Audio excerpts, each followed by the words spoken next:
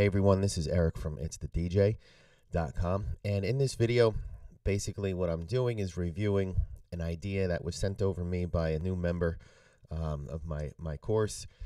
This guy's name is Connor. He goes by the alias of White Transit Van, and he just started the course. Welcome aboard. That's great. I said, why don't you send over some ideas that you're working on? I'll give you some feedback and help direct you as far as what you should work on. So I've heard from other people in the same kind of situation as Connor, where you're able to get some ideas down, but you want to turn them into actual songs that sound interesting and complete. So Connor sent me this and said that he was working on how his kick and bass sound in the mix, and I'll play that for you. So that's kind of what he's working on, and here's where around the bass comes in.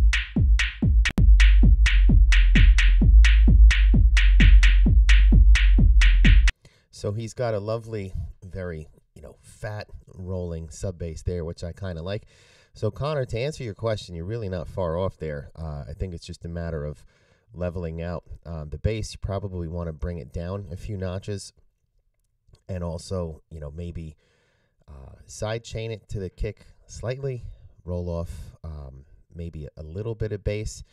I don't have the individual stems to look at it, but you're not far off. There's some things that you could do to enhance how they fit together, but I think mostly right now it's just a matter of setting levels. Some of the other things you want to work on later on, there's some percussion parts that start here. So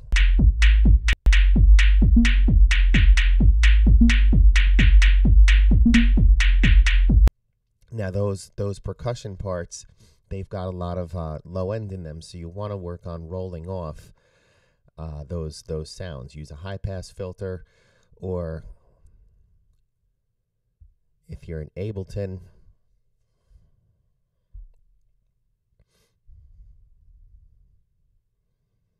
you can use the EQ8. I'll open that up in a sec. So here's more of his track.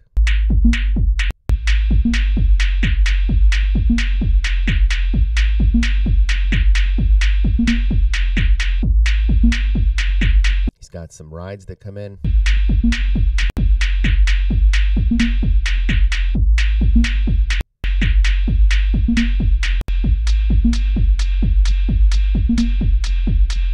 Okay, so again, in Ableton, you could just do something like, I am not a fancy user of Ableton. I just, look at it as a fancy tape or multi-track recording device. But as far as EQ, you could just do something like this. I have a preset saved that I just adjust per track, but maybe on a percussion part, you'd roll off the low end like you see there. So you want to do that. There's also on your things like rides and whatnot, they can even know their cymbals, and you think that they're up here, which they are. They can also have a lot of low end that you want to roll off. If you listen to a lot of tracks, you'll hear that rides often you can really only hear them way up here. So a lot of their lower frequency content is rolled off, so they sound very light, shiny, and shimmery. You actually, if you listen to like rock or any heavy metal, you'll hear that that's the case for that too. Like the ride, when they play them, it just sounds like a very very, very light and sparkly. It depends on what you have going on in the track. If you have a lot of other like melodic content, then yeah, you probably want to go very shimmery and EQ a lot of the low end out. If you have more of an in-your-face monkey stomper of a techno tune, where the rides are coming out to give a little bit of energy, and there's not much else going on besides maybe like a little vocal sample or chord stab, then you could probably have them retain more of their low end. But that's that. And then the main thing that you would want to work on as a beginner is getting a good feel for how you want to arrange your track. So this is a 5.5 minute idea, and it's a rather long idea. You're going to want to add more to this to make it more interesting and work on your transitions. Now, just for an example, look at this track. Now, it's not the most similar sounding track to Connor's idea, but you could see that there's a gap here where there's a little breakdown. You know, the low end comes out over here. There's a little break. There's another little break, another little break. A lot of these tunes, and it depends, you know, like this one.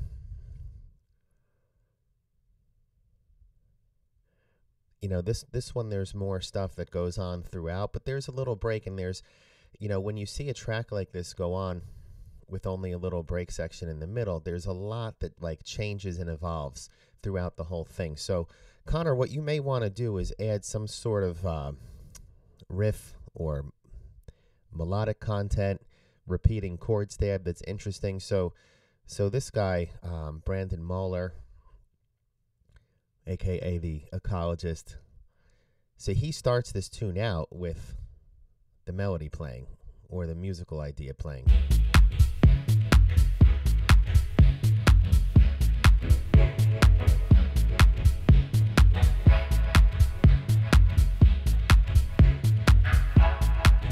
And you can hear that it's very, very, a lot of effects are going on.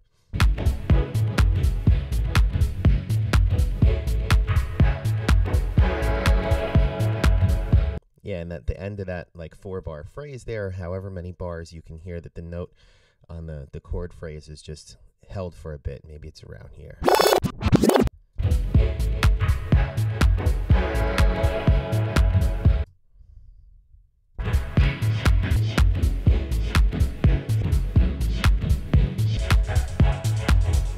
And then you want to be strategic about how you use your rides and whatnot. They're a good tool to have in your pocket to add energy and stuff to the tune. You know, work on your transitions.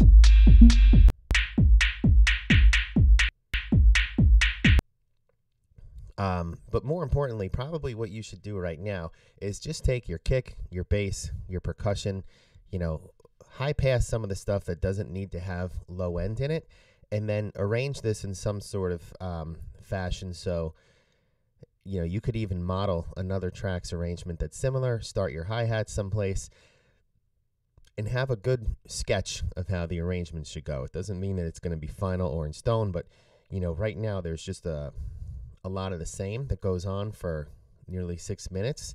So you probably want to have a point where you suck the energy out of this and you bring it back in. So, you know, you may do that around bar 113 or so.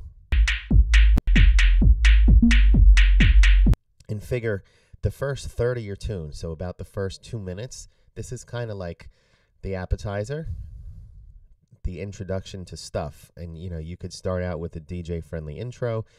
You know, you could add your bass around here, maybe around bar 57 or 65, you have a little break, and then you're going to begin the next section of your tune where you're going to want to introduce the main course. So this is where you're going to serve the meat and potatoes. And then this section will go on for, you know, another 2 minutes or so. And then you'll get to the concluding section where you'll take some of the energy out and you'll wrap it up and serve them dessert and they move on, right? So if you were to have some sort of repeating riff or musical idea, you could start working that in around here. You have a break, and then it's fully in the mix. Maybe you add some rides for energy here. Then you pull the kick out for a bit, and you have your break for maybe like 16 or 24 bars. And then you have like a little drop, and then you play some stuff again, maybe add something new, and then it goes on. Don't worry about that stuff for now, but maybe have your kick go, take it out, arrange it so that you've got the main foundation or skeleton all planned out, then go back and fill in and work on some new musical ideas. So then that way you're not having to sort out the arrangement and labor over it so much. So that would be my advice to you.